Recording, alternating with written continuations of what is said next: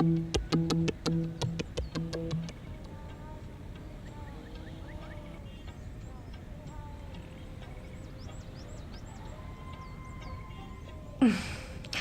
استعدادی که تو داشتی گفتم با همه توانت میچنگی.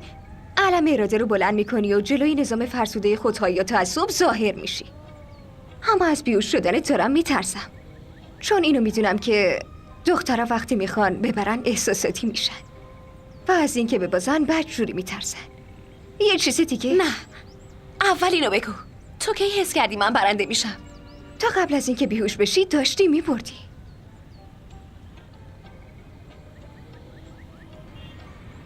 راستشو بگم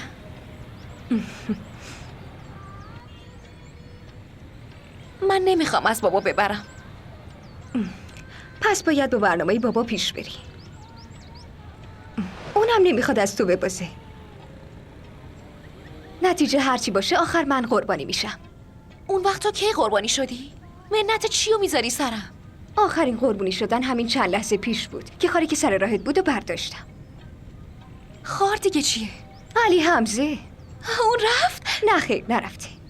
یه کاری کردم همونجا موندگار بشه. تا یه مدت نامشخصم همونجا میمونه. تا نتیجه هم نگیره هیچ جا نمیره. چه نتیجه ای؟ راستش خاله بهم گفت تو خوشخلی از زلیخا کم نداری. مرتب و شیکی، خیلی هم تو دلبرا حرف میزنی. یه چیز دیگه ای هم گفت، این که مثل زلیخا چش سفید نیستی. برای چی اینو گفت؟ چون شنیده سر گوشت میجنبه ناراحته. خدایا کجا سر و گوشم جنبیده؟ فعلا فقط کاندیدای سر و گوش جنبیدنی. به خاطر عمران مقیس پسره رو زد، پس تو رو هم میزنی. یوسف. چقدر خوب اسمشو به زبون میاری. داری به هدفت نزدیک میشی. من اونو بیچارش میکنم. این میل خودته، هر کاری دوست داری بکن. نه از خاله بگو، چرا باید از تو تعریف کنه؟ این برنامه جایگزین شدن خاله عاقله. فکر کرده اگه زلیخا که نشد پس بذار هایده رو بگیریم. منم گفتم باشه بگیرید. یعنی چی بگیری؟ تو به جای من؟ آره. الان به جای تو منو جایگزین کردن، چون رفتار تو براشون شک برانگیز شده. خاله اگه واقعی هم باشه نمیتونه با رفتارهای خواهرزاده هاش کنار بیاد. پس تو زود تسلیم شدی. خاله گفت و تو هم زود قبول کردی. چی کار میکردم؟ آخه تو زندگیم هیچ ماجرایی نیست. نه کسی دوستم داره، نه به این پیشنهاد میدن، نه به خاطرم دعوا میکنن. گفتم شاید اینجوری یه ذره تو زندگیم هیجان بیاد. زود قسم بخور.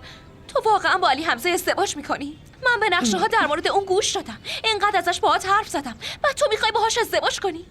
کی همچین حرفی زد؟ من فقط خواستم به طور موقت خاله رو آروم کنم. به این بهانه جونتو نجات دادم. اون وقت هم میتونی روی دشمن تمرکز کنی. میخوای؟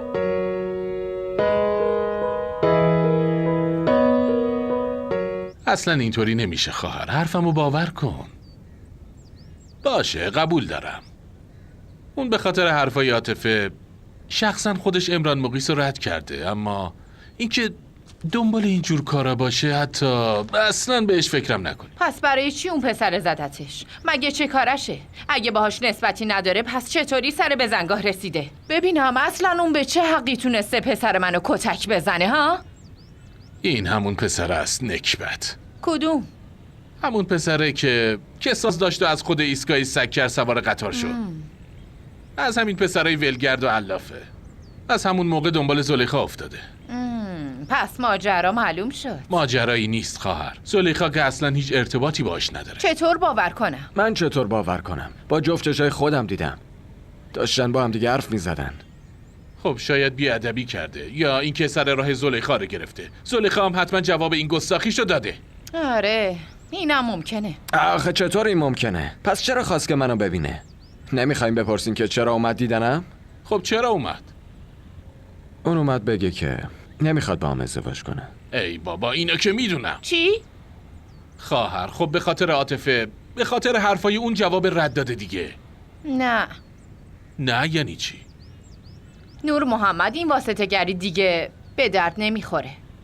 داری اشتباه دخترتو میپوشونی. استغفر الله استغفر الله.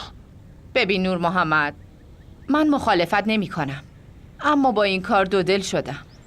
اگه تو بتونی اثبات کنی درست میشه. منظور چیه خواهر؟ چه حرفیه که میزنی؟ باید پسره رو بیاری اینجا و حرف بزنه، وگرنه همه چی کنسله. شورشو در آوردی خواهر. خواهر من اون پسره رو از کجا پیدا کنم؟ اسمشم نمیدونم خونش کجاست، کیه، از کجا پیداش کنم؟ اون به قصد کشتن به عمران مقیس حمله کرده و زدتش. به پلیس اطلاع بده، خیلی زود میتونن پیداش کنن. من شماره پلاک اونو دیدم، خوب به خاطر سپردم. خب تو که اینو میدونستی، پس چرا زودتر حرف نزدی؟